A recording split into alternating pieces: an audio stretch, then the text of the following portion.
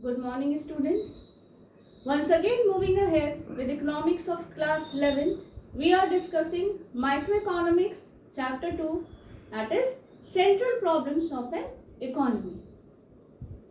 In prior parts, students, we have discussed various concepts.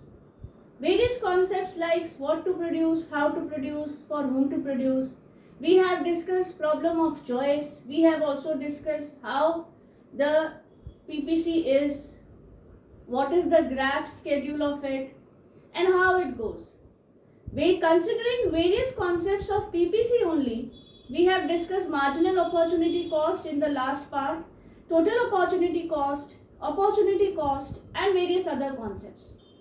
Moving ahead in this video and in this part, I start with difference between marginal opportunity cost and total opportunity cost. Students, marginal opportunity cost, as the term suggests, is the margin. It is the margin or the difference, you can say. That is why here it comes with this definition, and the very first difference, that MOC or marginal opportunity cost is the ratio between loss of output and gain of output. That is delta loss upon delta gain. When some resources are shift from use 1 to use 2. When we consider two goods, then obviously we have to shift to other one to grow other crop. If we want to grow another part also, then definitely we have to reduce the first one. So the difference of the loss of the output will always be risen when one more additional unit of output is added to grow the other part. So with that only, it says that it is the ratio between loss of output and gain of output when some resources are shift from use 1 to use 2. That is why we get this formula, that is delta loss upon delta gain. This is how we calculate marginal opportunity cost. Next point, it says it indicates the cost of one more unit of output, that is known as an additional unit of output. Additional unit of output, that is why when we add one, it will grow the second crop and there will be loss from the first crop. This is what it says, and that 1 unit additional loss is termed as MOC, and it increasing as is if when we will increase the another crop. Similar to that, how it is different from total opportunity cost, it says that it is not the ratio. Total opportunity cost is not the ratio. It is what? It is total of all the costing that has been lost. It says it refers to the total loss of output when some resources are shifted from use 1 to use 2. Whatever loss it happens on an additional unit, it gets added and then we get total opportunity cost. Total opportunity cost also indicates the cost of all the units produced when resources are shifted from use 1 to use 2. That is, it also gives us whole of the costing. So first we understood it is not the ratio, and other than it is all the costing, loss, cost that is added when one additional unit is added to the next crop. So here it becomes clear that what is MOC and what is TOC. Got it? Now moving ahead, we'll understand the slope of PPC. Students, before moving ahead, I'll make you recall that we have understood prior also that how we draw the PPC schedule by taking two crops, that is crop X and crop Y, or you can say good 1 and good 2.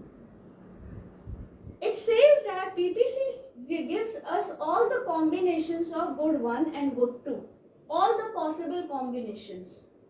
With the assumptions that resources are given, they are fully and efficiently utilized, and technology remains constant. And what the shape it gives, like, it gives us the shape, I am drawing it here. It gives us the shape like this. It's x-axis, it's y-axis. You can say it's good x and good y. Alright. Or you can define it here also good y and good x as per your findings. The thing is that the slope that we draw is this. And what we get, what we see, that this is a downward sloping curve from left to right, and it is concave to origin. It is concave to origin. So now we have understood that yes, this is the type of curve it is drawn with all the possible combinations of good x and good y, good 1 and good 2, with rice and wheat, or apples or oranges. This is the curve we get when we draw with the statistics. But why is it so? Why this graph is like this? It is for the reason the two are there, which shows. But the reason behind if every point is, first is, we'll take this, why PPC curve is downward sloping. PPC curve is downward sloping because with the given resources and constant technology, increase in output of good 2 is only possible when there is decrease in output of good 1. This what is that when we want to increase the good second, automatically the other good will decrease. So every time when we are improvising or we are adding something to increase the production of good 2, it will decrease the production of good 1. So it is downward sloping curve. This is the reason behind it.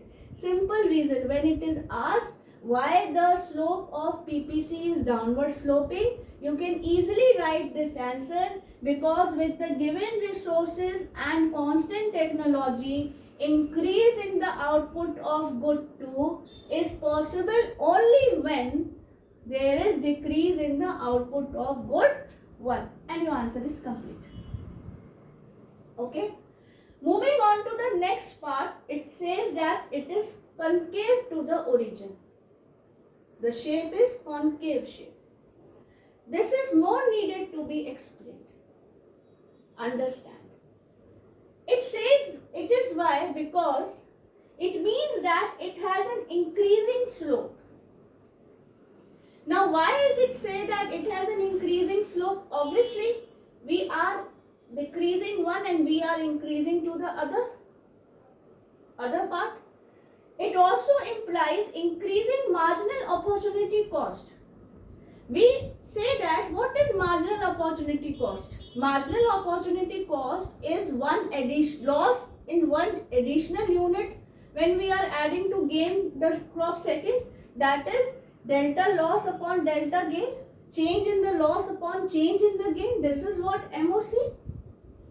So it means that it has an increasing slope. As we are moving downwards, the slope increases. Slope increases says that MOC tends to increase. MOC is also increasing. Secondly, it says that slope of PPC is equal to MOC. Slope of PPC shows MOC. Hence, increasing slope also implies increasing marginal opportunity cost. MOC. Increasing opportunity, that is increasing marginal opportunity. Hence, when more and more resources are shifted from good 1, more and more resources are shifted from opportunity 1 to opportunity 2, MOC also tends to rise. Again here one important question is framed. Why MOC tends to rise? You must answer this question for saying that when more and more resources are shifted from opportunity 1 to opportunity 2, the increasing slope is there, which suggests that MOC is also rising. I'll explain you how. When the first instance we are growing two crops, good 1 and good 2, or you can say rice and wheat. When whole of the rice is grown, then your wheat will be 0. When wheat will be 0, then there will be no MOC. MOC will be undefined. Because there hadn't been any change. We are utilizing our whole of the land in growing one crop only, that is rice. Change occurs when? When we compromise to the one part. Now if I compromise it by growing your rice to wheat, I started growing wheat also. Some of the other, that means the loss. That means loss of rice upon gain of wheat, that will be your MOC. And every time an additional unit is being added, automatically MOC will increase. MOC will increase because the loss of the first commodity is increasing. Here it also gives us this example. We can also make us one statement clear, that when the specialized uses of resources, for example, I was growing whole of my land with rice. So, when the specialized use of resources, that is use of resources where their productivity is high, my land was good in producing rice. But now I want to grow wheat for some or the other reason, because maybe the demand has increased, is increasingly disturbed. Now people are switching on to the wheat. So I had to reduce rice and it is being disturbed. So every time the rice will be decreased and wheat will be increased. The loss of the output, that is MOC. The loss of the rice, that is whatever in terms in money form, what will be the costing will be there. The loss of the output must also be increasing as we shift from, every time when we shift from rice to wheat, we have to bear some loss every time, and that is your MOC. And when all these losses are being calculated on the whole, it is considered as total opportunity cost that I explained you in the first thing. So students, today we'll keep this till here. Please go through this marginal opportunity cost and total opportunity cost, and the reason behind why the slope of PPC is there. Understand it. In the next part, we'll move on with the numerical questions. Till then, thank you.